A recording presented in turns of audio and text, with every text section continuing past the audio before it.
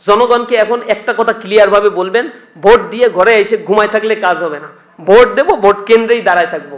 4টায় vote গণনা শেষ, 5টা থেকে গণনা শুরু, 6টায় গণনা শেষ করে রেজাল্ট দিয়ে এরপর এই জায়গা থেকে যাব। কে ডাকাতি করতে আসে এটা দেখে নেব। দুষ্কৃতিকারীরা 100-র বেশি থাকবে না, আর ওই এলাকায় ভোটার হচ্ছে 2-3 হাজার। যদি দাঁড়ায় থাকি ওরা ভয়তে এই জায়গায় আসবে না, এমনি ভয়তে পালাবে, কোনো কিছু করা লাগবে না। আর প্রশাসন নিউট্রাল ভূমিকা পালন করবে।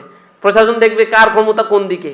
এই প্রশাসন তো আওয়ামী লীগের প্রশাসন, কয়দিন আগে তো মারি খাইছে, এগুলো তো রেডিক্যাল চেঞ্জ হয় নাই। আর ওর ভিতরে ট্রমা এখনো পর্যন্ত আছে। এই ট্রমাটাইজ সিচুয়েশনের জায়গা থেকে আমার মনে হয় প্রশাসন আর কোনো দলকে ক্ষমতায় নেওয়ার জন্য যে বিমাতা সুলভ আচরণ করার, এটা থেকে তারা শতভাগ বিরত থাকবে ইনশাআল্লাহ। আমরা প্রশাসনের কাছেই দাবি করি যে আপনারা নিরপেক্ষভাবে ইতিহাসের পাতায় স্মরণীয় হয়ে থাকেন।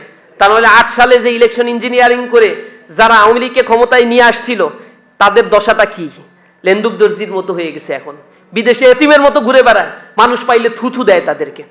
এই চরিত্র নিয়ে বাঁচবেন নাকি বুক ফুলায় এই সমাজে বাঁচতে চান, এই সিদ্ধান্ত আপনাদের নিতে হবে।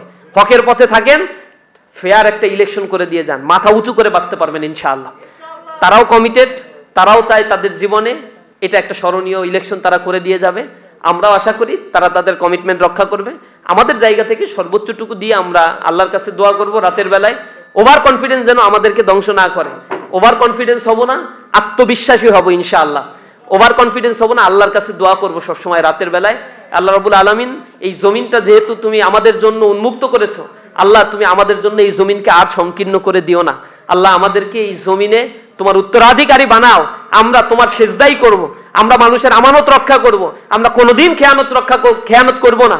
আমাদের অন্তরের কথাগুলো আল্লাহ রাব্বুল আলামিন নিঃসন্দেহে জানেন। আমরা সেই বিজাতি সুদূরের কাছে রাতের বেলায় মোনাজাত করে চোখের পানি ফেলে দোয়া করলে আল্লাহ নিঃসন্দেহে আমাদেরকে ফেরত দিবেন না। আর যতটুকু সম্ভব নফল রোজা রেখে নফল ইবাদত করেও আমরা আল্লাহর কাছে কান্নাকাটি করব। কারণ তুতিল মুলকা মাংতাশা, তিনি যাকে ইচ্ছা তাকেই ক্ষমতা দেন। অত ইজ্জু মাংতাশা, যাকে ইচ্ছা তাকে ইজ্জত সম্মান তিনি দান করেন। অত জিল্লু মাংতাশা, আর জিল্লতির জীবন যাকে ইচ্ছা তাকে দান করেন। বিয়াদিকাল খয়র, তার কাছেই তো সকল কল্যাণ নিহিত। যদি তার কাছে সকল কল্যাণ নিহিত থাকে, এটা আমার ঈমান, এই বিশ্বাস যদি আমার অন্তরে থেকে থাকে, তাহলে আমার উপরে আমি আত্মবিশ্বাসী অতিমাত্রায় না হয়ে আল্লাহর কাছে বেশি ধন্যা ধরবো এবং আল্লাহর কাছে বলবো, আল্লাহ যেটা কল্যাণকর সেটাই তুমি আমাদেরকে দান করো ইনশাআল্লাহ।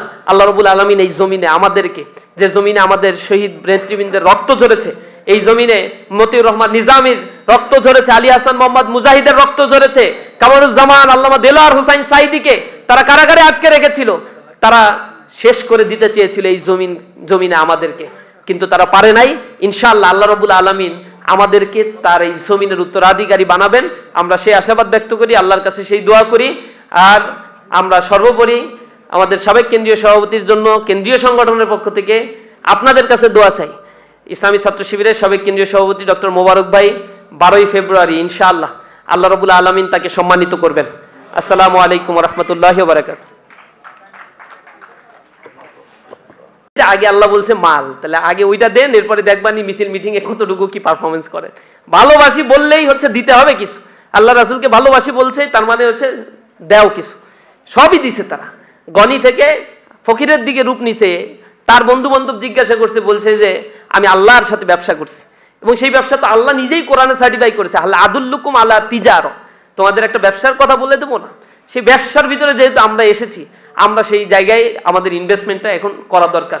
সহযোগিতা প্রত্যেকের জায়গা থেকে নিজ নিজ জায়গা থেকে আমরা করব।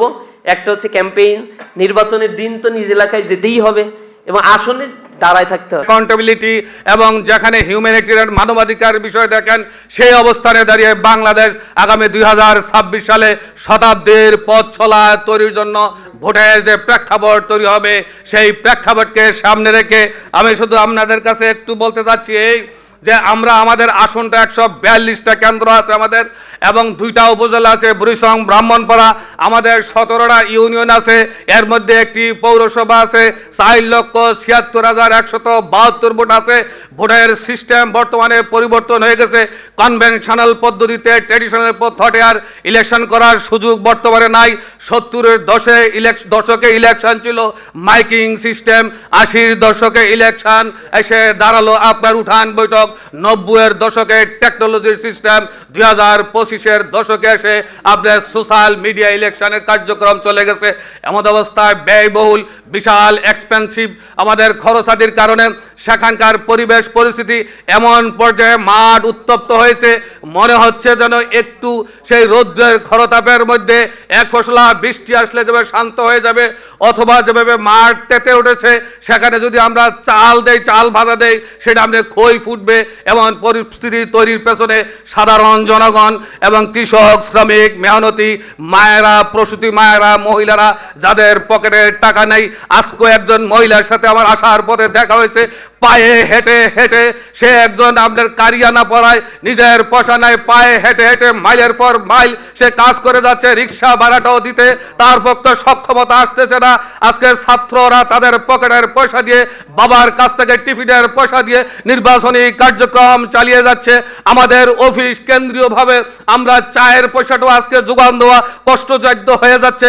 যদিও কথাটা শুনতে আমাদের কাছে একটু অড লুকিং লাগতেও পারে, বাস্তবতা নিরিখে আগামী দিনে নির্বাচন, শতাব্দীর পথ চলা, 26-এর প্রেক্ষাপট, 17 বছর মানুষ ভোট দিতে পারে নাই, 4,30,000 তরুণ ভোটার তাকিয়ে আছে।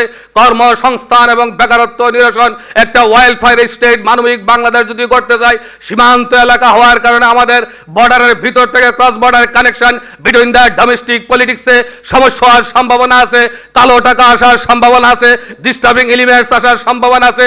বিশাল এরিয়া, সেই পালপাড়া থেকে বিবেরিয়ার মিরপুর পর্যন্ত, ত্রিপুরা স্টেট থেকে চান্দিনা পর্যন্ত এই বিশাল ভূখণ্ডকে, এরিয়াকে আমাদের কবজায় আনার জন্য মানুষ যেভাবে ভোট দিতে যাচ্ছে, the awful magistrate of the people, বেদনাবিদুর জনগণের একটা এক্সপেকটেশন গড়ে ওঠার একটা প্রক্রিয়া এমন ভাবে চলে যাচ্ছে, একটা উত্তাল তরঙ্গমালা ভোটের ঢেউ সৃষ্টি হয়েছে। আমাদের আমির সাহেব উপজেলা বলেছেন বুড়িচঙ্গের যে আমরা যদি 300 জনের উঠান বৈঠক করি, 600-700 জন, 1000 জন হয়ে যায়। যেই শঙ্কুশাইল বর্ডার এরিয়ায় কথা বলা গেছে না, সেখানে গতকাল 6 থেকে 700 লোক একত্রিত হয়ে গেছে।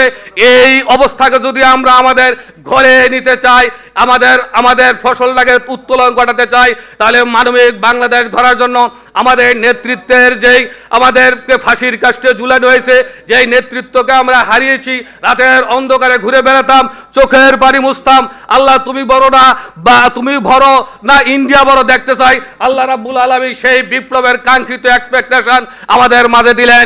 তাকে ধরে রাখার জন্য আগামী দিনের পথ চলাকে যদি শতাব্দী তৈরি করতে চাই, এই ব্রাহ্মণপাড়াকে গড়ে তুলবো ডক্টর মোবারকের নেতৃত্বে, ন্যায় ইনসাফের প্রতীক দাঁড়িপাল্লাকে। আসুন আপনাদের কাছে বিনয়ের সাথে কথা বলতে যাচ্ছি।